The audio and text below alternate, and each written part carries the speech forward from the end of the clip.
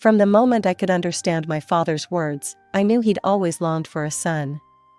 Instead, he got me, Jennifer, and my younger sister. Dad was an ophthalmologist, a damn good one too. But he had bigger dreams. When I was about 5, he opened his first eyeglass store. I remember the day clearly, the smell of fresh paint, the gleaming displays, and Dad's proud smile as he cut the ribbon. As the years passed, Dad's business grew. He took out a loan, opened a lens production facility, and before we knew it, he had a chain of stores across the state.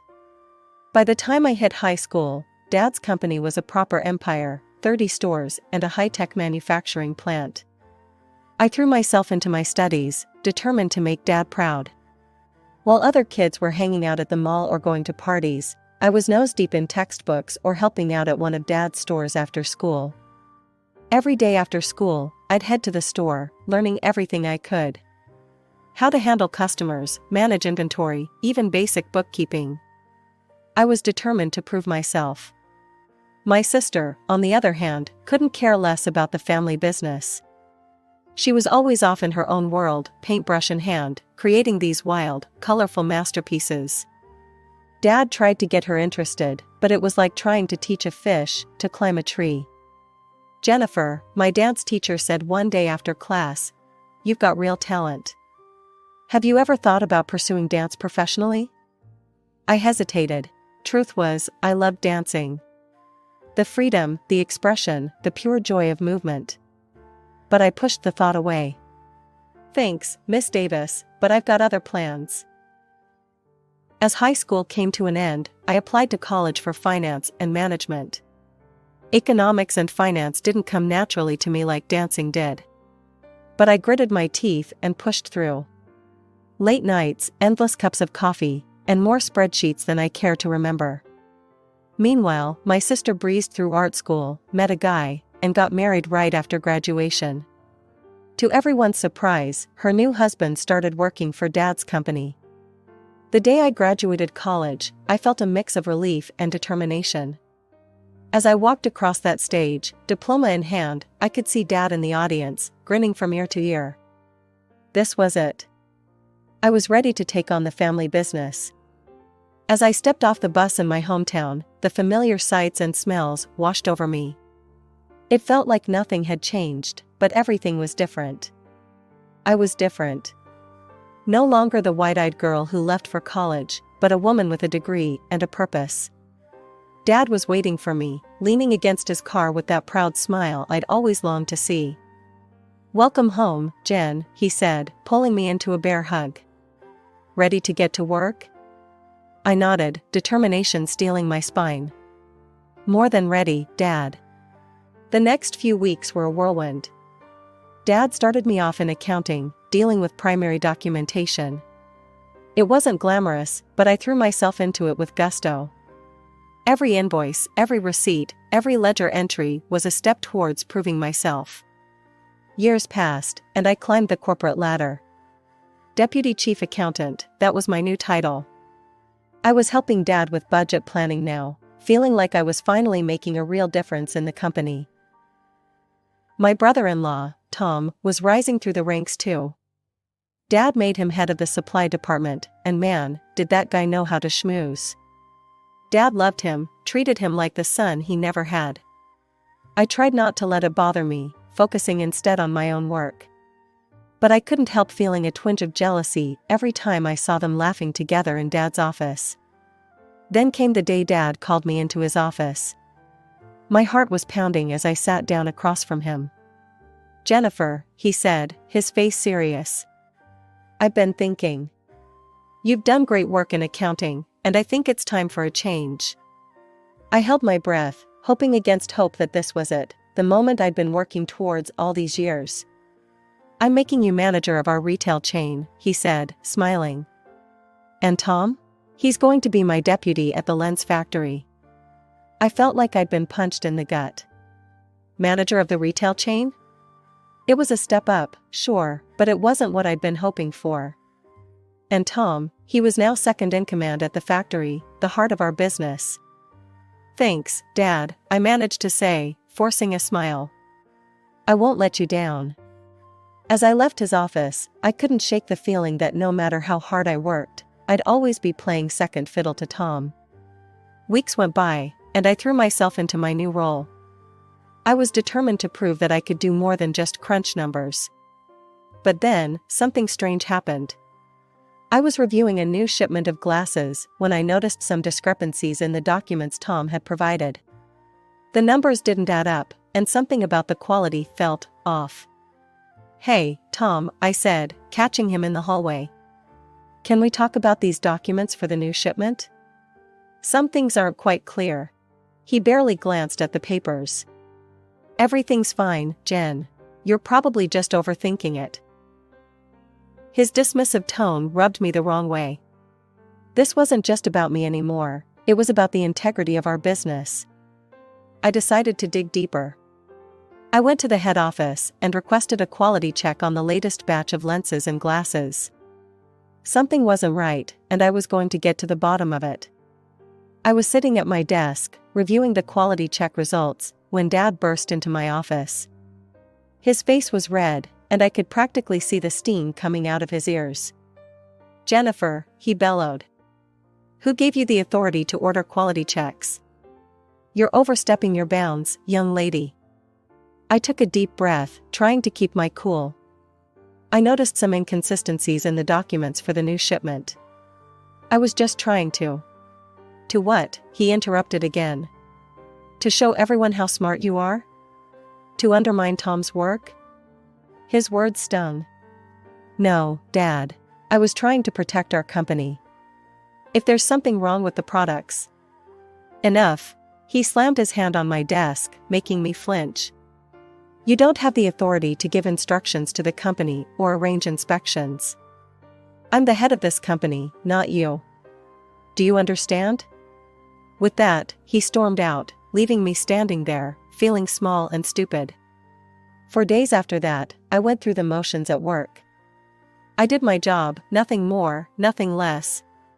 The passion I once had felt like it had been sucked out of me. Then, one evening, Mom called. "Jennifer, honey," she said, her voice excited. "Your father's decided to retire. We want to throw him a party, and I was hoping you could help organize it." I felt a mix of emotions, relief that Dad was stepping down, anxiety about what that meant for the company, and a petty part of me that wanted to refuse just to spite him. But in the end, the part of me that still yearned for his approval won out.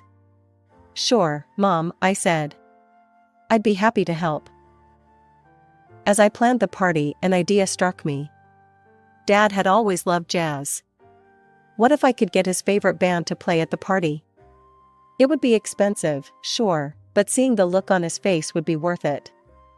I called Mom to run the idea by her, and she agreed enthusiastically. We decided to split the cost, I, Mom, and Sarah and Tom. I called Sarah next. "Hey, sis," I said. "I've got an idea for Dad's retirement party. What do you think about getting his favorite jazz band to play?" There was a pause on the other end. "I don't know, Jen," Sarah said hesitantly. "Sounds expensive. Let me talk to Tom about it." I waited anxiously for her response. Hours turned into days, and finally, Sarah called back. "Sorry, Jen," she said, not sounding sorry at all. "Tom says it's too expensive. We can't chip in." In the end, Mom and I split the cost ourselves. It was a stretch for my budget, but I was determined to make this party special for Dad.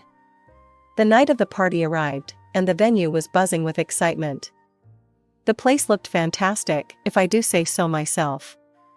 Soft jazz played in the background as guests mingled, waiting for the main event. As the evening progressed, the moment I'd been waiting for finally arrived. The lights dimmed, and the first notes of Dad's favorite jazz band filled the air. I held my breath, watching Dad's face. His eyes widened in disbelief, then filled with tears. He stood there, transfixed, as the music washed over him. I've never seen him look so genuinely happy. "I can't believe it," he whispered, his voice choked with emotion. "They're here. They're really here." I felt a warmth spread through my chest. This was the moment I'd been working towards. I opened my mouth to tell Dad it was my idea when Tom suddenly appeared at Dad's side. "Surprise, Dad," Tom said, clapping Dad on the shoulder. "Sarah and I thought you'd like this little treat." I felt like I'd been punched in the gut. I took a step forward, ready to set the record straight, when I felt a hand on my arm. It was Mom. "Jennifer, honey," she said quietly, her eyes pleading. "Let it go. Don't spoil the moment for your father." I wanted to argue, to shout the truth from the rooftops. But looking at Dad's happy face, I couldn't bring myself to do it. I swallowed hard and nodded, forcing a smile. As the night wound down, Dad took the stage for a speech. I perked up, hoping that maybe, just maybe, he'd acknowledge my role in organizing everything. "Family," Dad began, his voice thick with emotion. "Family is everything. And tonight, as I prepare to step away from the company I built, I'm filled with gratitude for the support you've all given me." I smiled, waiting for my name to be mentioned. "But more than that," Dad continued, "I'm filled with hope for the future. Hope that this company will continue to thrive for generations to come. And that's why I've made a decision. It's time to pass the torch." I straightened up, my pulse pounding in my ears. This was it. All those years of hard work were about to pay off. "Tom," Dad said, turning to my brother-in-law with a proud smile, "I'm making you the new CEO of the company." The room erupted in applause, but I couldn't hear it over the roaring in my ears. "Tom? He was giving the company to Tom?" "Not only that," Dad continued, oblivious to my shock, "but I'm also entrusting our entire chain of eyewear stores to Tom's capable hands." I felt like I was going to be sick. This couldn't be happening. It had to be a nightmare. After Dad's announcement, I approached him, my voice barely above a whisper. "Dad, what about me?" He looked at me, his expression a mix of pity and condescension that made my blood boil. "Jennifer, sweetheart," he said, patting my shoulder, "you're a woman. Which means you're a priori stupid and incompetent in management matters. You don't understand anything about running a company." I couldn't believe what I was hearing. "But Dad, I've worked so hard. I dedicated my life to this company." He waved his hand dismissively. I know. And that's admirable. But let's face it, you've always been more interested in dancing, haven't you? Now you can pursue that without worrying about the company. Leave the business to those who can actually do it."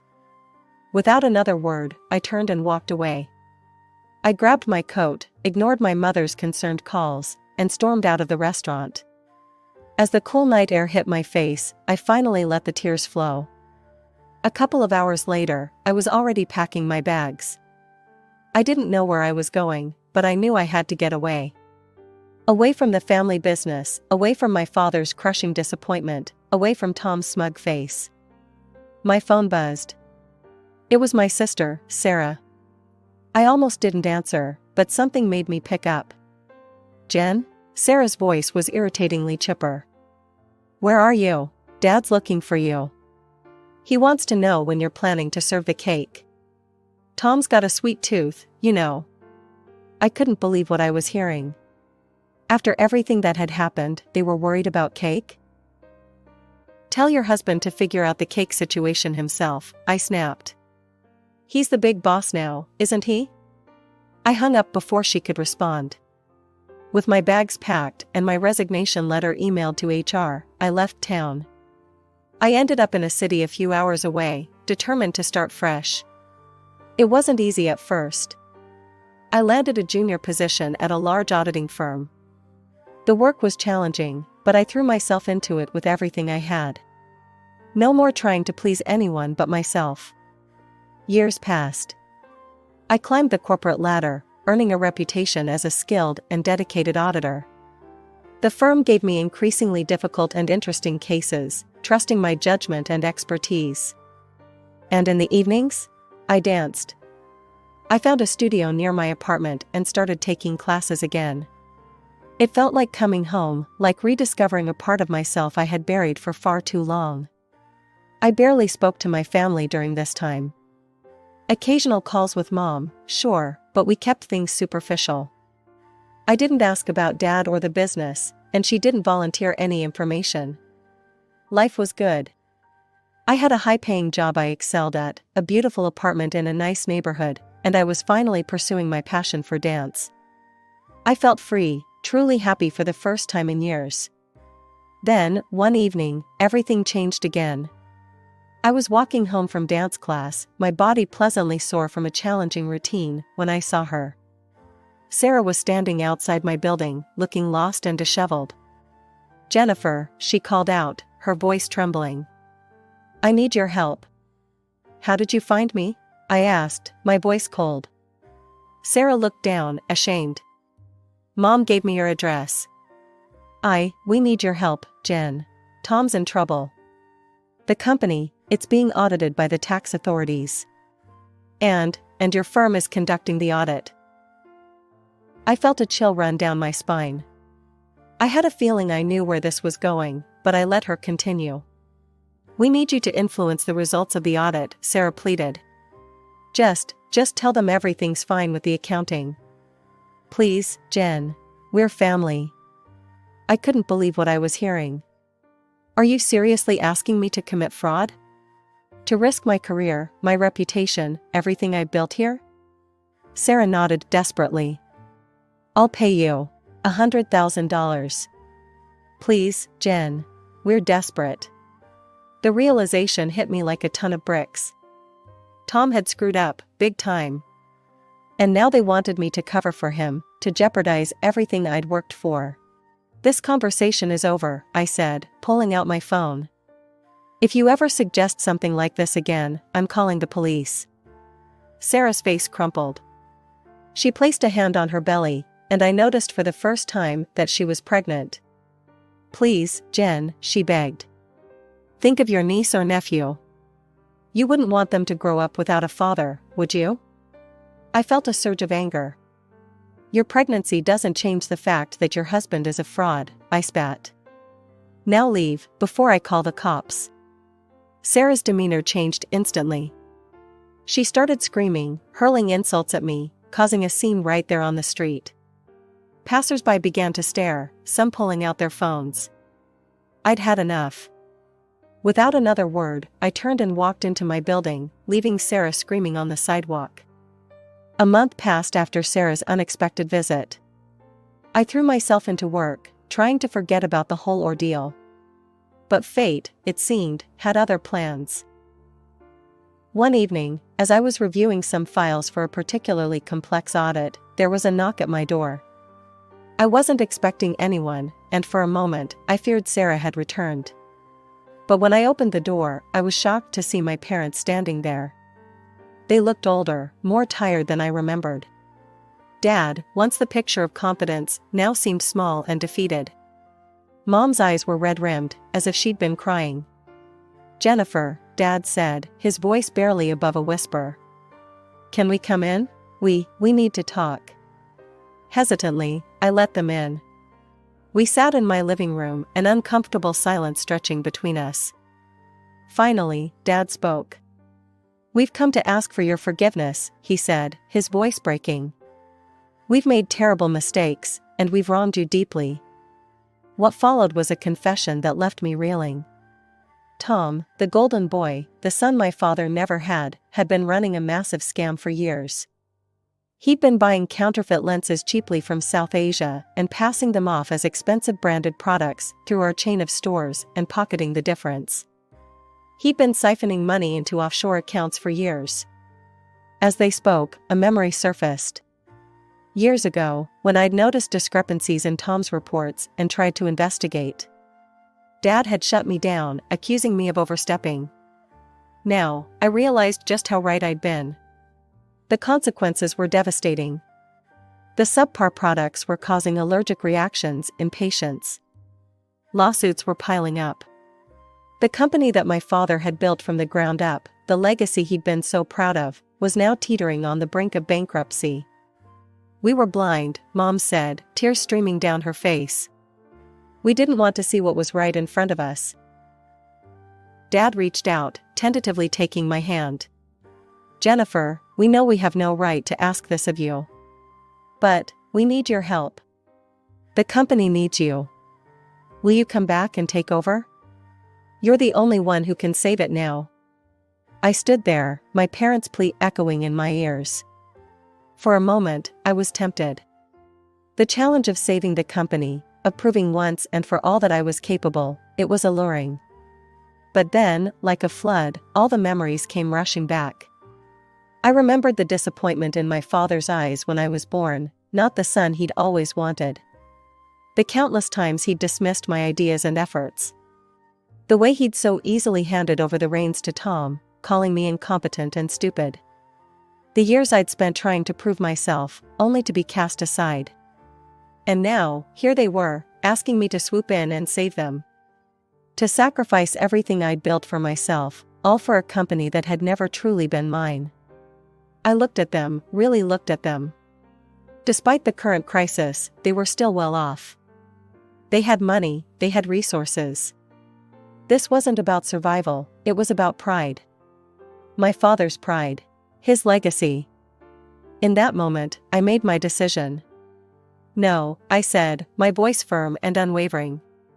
They both looked shocked, as if they couldn't believe what they were hearing. I'm not ready to forgive you, and I don't want to communicate with you anymore. Where was all this concern when you were calling me incompetent? When you were handing over my birthright to Tom? You didn't think about me then, did you? My father tried to interject, but I wasn't finished. And now that you're in trouble, suddenly you remember me? Suddenly I'm capable enough to run the company? No, I won't do it. I won't sacrifice everything I built here to save your pride. My words hung in the air, heavy and final. I saw the hope drain from their faces, replaced by a mix of regret and despair. But it's your legacy too, my father said weakly. I shook my head. No, it's not. You made that very clear when you chose Tom over me. This is your mess. You clean it up. My mother was crying now, silent tears streaming down her face. Part of me wanted to comfort her, but I steeled myself against it. I'd spent too many years trying to please them, trying to be what they wanted me to be. No more. I think you should leave now, I said, moving towards the door. They stood slowly, looking lost and defeated. As I watched them walk down the hallway, looking small and pitiful, a part of me ached. But a larger part felt free. For the first time in my life, I had put myself first. Months passed, and life moved on. I heard through the grapevine about the fallout from my family's crisis. Dad had taken the reins of the company once again. It wasn't easy, but slowly, he was rebuilding the reputation he'd spent a lifetime creating. Tom wasn't so lucky. Fraud, tax evasion, embezzlement, the list of charges was long. He ended up behind bars, his offshore accounts frozen, drowning in fines and debt. Sarah, now a single mother, had moved back in with our parents. I heard she was struggling to adjust to her new reality. Sometimes, I felt a pang of sympathy for her and her child, but I reminded myself that she had made her choices. As for me? Well, life had a funny way of surprising you when you least expect it. It happened one evening at the dance studio. I was lost in the music, my body moving freely to the rhythm, when I noticed him. A man with a camera, capturing the dancer's movements. There was something about the way he looked at the world through his lens that intrigued me. After class, he approached me. "Hi, I'm Alex," he said, his smile warm and genuine. "I hope you don't mind, but I got some great shots of you dancing. You're really talented." We got to talking, and before I knew it, hours had passed. Alex was a freelance photographer, with a passion for capturing moments of pure joy and freedom. As we parted ways that night, he hesitated for a moment. "Listen, Jennifer," he said, a hint of nervousness in his voice. "Would you like to grab coffee sometime? Or dinner, maybe?" I surprised myself by saying yes without hesitation. That was the beginning of something beautiful. Alex and I started dating, and with him, I discovered a side of myself I never knew existed. He encouraged me to be more open, more free-spirited. Through his eyes, I saw the world in a new light.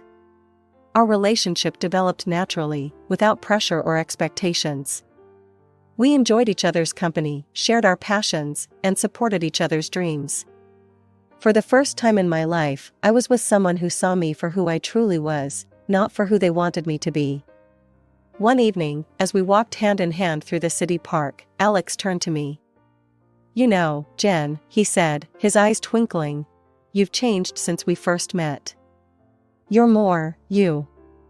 More open, more free. It suits you." I thought about his words, about the journey I'd been on. From the dutiful daughter trying to prove herself, to the woman who stood up for herself, to now, someone who was learning to embrace life with open arms. "You're right," I said, returning his smile. "I do feel different. Freer. Happier." As we continued our walk, I reflected on the twists and turns my life had taken. The pain, the disappointments, the hard decisions, they had all led me here, to this moment. I wasn't the person I thought I'd be all those years ago, working in my father's company. I was someone better, someone true to herself.